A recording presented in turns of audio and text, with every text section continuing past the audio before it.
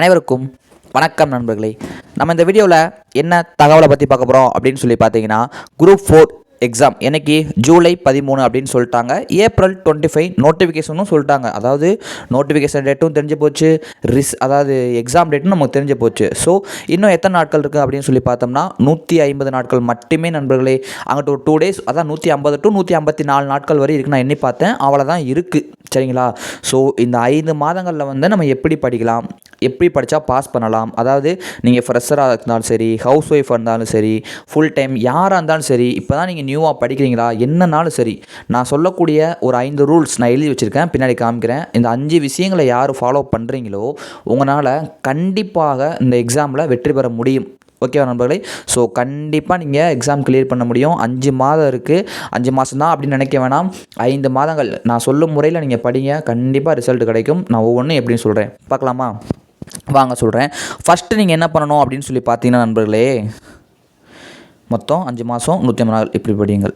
Self confident, நம்மளால் முடியும்னு சொல்லி நம்மளை ஃபஸ்ட் நம்ம நம்பணும். என்னுடைய வீடியோஸ் பார்த்தவங்களுக்கு தெரியும், நான் எப்போயுமே என்ன சொல்லுவேன்னா, உங்களால் முடியும்னு நீங்கள் முதல் நம்பணும். என்றைக்கு நீங்கள் உங்களை என்னால் பாஸ் பண்ண முடியும்னா நினைக்கிறீங்களோ அன்னைக்கு தான் நீங்கள் வெற்றியாளர். சரியான நண்பர்களே? ஸோ உங்களை நம்புங்க, நம்மளால் முடியும், இன்னும் 5 மாதம் இருக்குது, நம்ம கண்டிப்பாக படிப்போம், நம்ம கண்டிப்பாக ஜெயிப்போம் அப்படின்னு ஒரு நம்பிக்கையோடு நீங்கள் படிக்க ஸ்டார்ட் பண்ணுங்களேன். இன்றைக்கி காலையில் இந்த வீடியோ பார்க்குறவங்க சொல்கிறேன், உங்களுக்கு எல்லாருமே காலையில் பார்க்குறீங்களா, சரி ஓகே, ஒரு புத்துணர்ச்சியோட ஒரு விழிப்புணர்ச்சியோடு படிக்க ஸ்டார்ட் பண்ணுங்கள். ஃபஸ்ட்டு என்ன பண்ணணும் அப்படின்னா, நீங்கள் எப்படி படித்தாலும் சரி, ஸ்கூல் புக் நண்பர்களே 6th-லேருந்து 12th வரைக்கும் என்னென்ன புக்கு இருக்கணும்னு சொல்கிறேன், எழுதி வச்சுக்கோங்க. New book 6th to 12th Tamil புத்தகம் கண்டிப்பாக கையில் இருக்கணும். 6th to 10th old Tamil புத்தகம் இருந்தால் ஓகே. அப்படி இல்லாட்டி நீங்கள் என்ன பண்ணுறீங்க அப்படின்னா, ஒன்று புக்கை கலெக்ட் பண்ணுங்கள். அப்படி இல்லாட்டி வெளியே மெட்டீரியல்ஸ், ஓல்டு புக் யாராவது மெட்டீரியல் போட்டுருவாங்கன்னா பாருங்கள். இதான் பண்ணணும், ஏன்னா புக்கு கண்டிப்பாக தேவை. சரிங்களா? ஸோ அதுக்கப்புறம் என்ன இருக்கணும் அப்படின்னு சொல்லி பார்த்தீங்கன்னா, 6th to 10th social science book, அதாவது நியூ புக் நான் சொல்லக்கூடியது. 6th to 10th சமூக அறிவியல் புத்தகம் இருக்கும்ல, அது கண்டிப்பாக கையில் இருக்கணும். அதுக்கப்புறம் பார்த்தீங்கன்னா 11th to 12th economics book, polity book, history book, இந்த 3மே உங்கள் கையில் கண்டிப்பாக இருக்க வேண்டும். இந்த எல்லா புக்குகளுமே நான் சொல்லக்கூடிய புக்குகள் எல்லாமே உங்கள் கையில் இருக்கணும். இது போக என்ன புக் இருக்கணும்னு கேட்டிங்கன்னா 11th to 12th சிறப்பு திறன் புத்தகம்.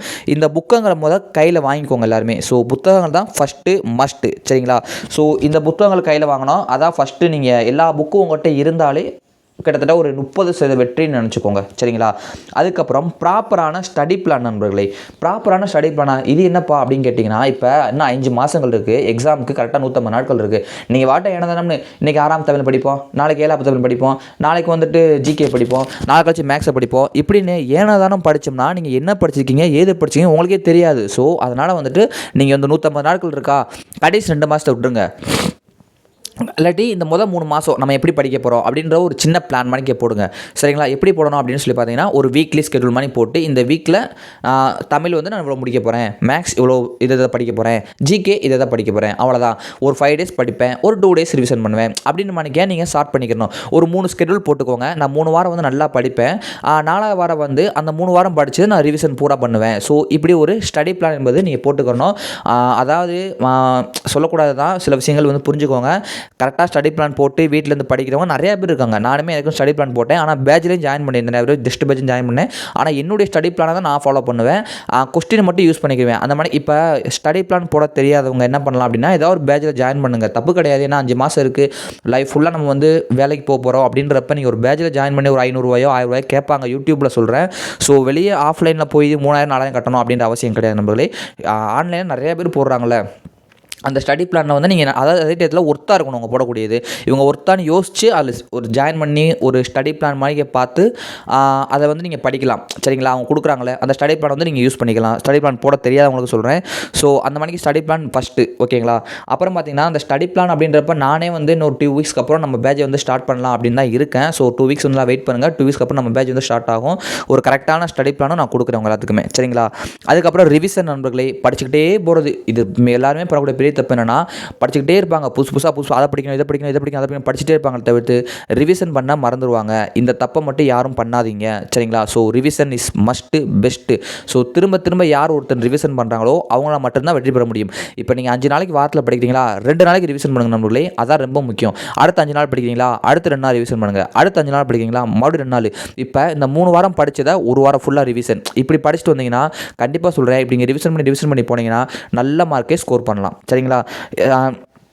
ரொம்ப நாள் இருக்கிற மாதிரி தெரியும், ஆனால் நல்ல மார்க் நம்ம ஸ்கோர் பண்ணலாம். அடுத்து டெஸ்ட்டு படித்தா போதுமா, ரிவிஷன் பண்ணால் போதுமா, டெஸ்ட்டு போனோம்னா டெஸ்ட்டு எதுக்கு போடணும், நம்மளுடைய தப்பை நம்ம திருத்திக்கிறது தான் டெஸ்ட்டுன்ற பேருக்கே வந்து என்ன அர்த்தம்னா சோதித்து பார்க்குறது, நம்மளை சோதித்து பார்க்குறது, அது ஒரு தேர்வு சரிங்களா.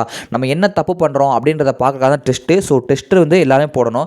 இது என்னப்பா நீங்கள் சொல்கிறல டெஸ்ட்டுனா எல்லோரும் என்ன பண்ணுறாங்க அப்படின்னா சும்மா 200 கொஸ்டின் எடுத்து பார்க்குறாங்க, டக்குன்னு போடுறாங்க வர்றாங்க, அது கிடையாது டெஸ்ட்டு. நீங்கள் 30 கொஸ்டின் டெஸ்ட்டு போட்டு பார்த்தாலும் அது 5 கொஸ்டின் தப்பு விட்டுருந்தீங்கன்னு வச்சுக்கோங்களேன், அந்த 5 கொஸ்டின் புக்கில் எங்கே இருக்குது, நம்ம ஏன் தப்பு விட்டோம், இதை படித்து தப்பு விட்டோமா, இதை நம்ம படிக்கவே இல்லையா, இதை மார்க் பண்ணியிருக்கோமா மார்க் பண்ணலையா இப்படின்னு சொல்லி இது இங்கே இந்த புக்கில் எந்த பேஜில் எத்தனை பக்கத்தில் இருக்குது அப்படின்னு யார் ஒருத்தவங்க அந்த டெஸ்ட்டை பார்க்குறாங்களோ அவங்க தான் நண்பர்களே மிகப்பெரிய வெற்றியாளராக வர முடியும் சரிங்களா. ஸோ எப்படி டெஸ்ட்டு போடணும் பார்த்தீங்கன்னா வீக்லி டெஸ்ட்டு கண்டிப்பாக எல்லாருமே போடணும். வீக்லி ஒரு 200 கொஸ்டின் சண்டே ஆர் சாட்டர்டே ஒரு டெஸ்ட்டு போட்டுருங்க. அது போக 2 days ஒன்ஸோ அல்லது ரெகுலராக கூட ஒரு 30 கொஸ்டினோ 40 கொஸ்டினோ டெய்லி கூட ஒரு 30-40 கொஸ்டின் எங்கேயா கிடைக்குதான் பாருங்கள். ஃப்ரீ கொஸ்டின்ஸ் கிடைக்கும், நிறையா கிடைக்கும். எங்கேயோ ஃப்ரீ கொஸ்டின்ஸோ ஒரு யூடியூப்பில் நிறைய போடுறாங்க, ஏதோ ஒன்று ஒரு 30-40 சரிங்களா. டெய்லி ஒரு டெஸ்ட்டு போட்டு பாருங்கள். டெஸ்ட்டு இது மஸ்ட்டு, உங்களை வந்து கண்டிப்பாக தூக்கி விடக்கூடியது டெஸ்ட்டு தான். அந்த டெஸ்ட்டு ஏன் போடுறோம்னா நீங்கள் தப்பு விடக்கூடியதை திருத்துறதுக்காக தான் அந்த டெஸ்ட்டே சரிங்களா. ஸோ டெஸ்ட்டு ரொம்ப முக்கியம் நம்மளே.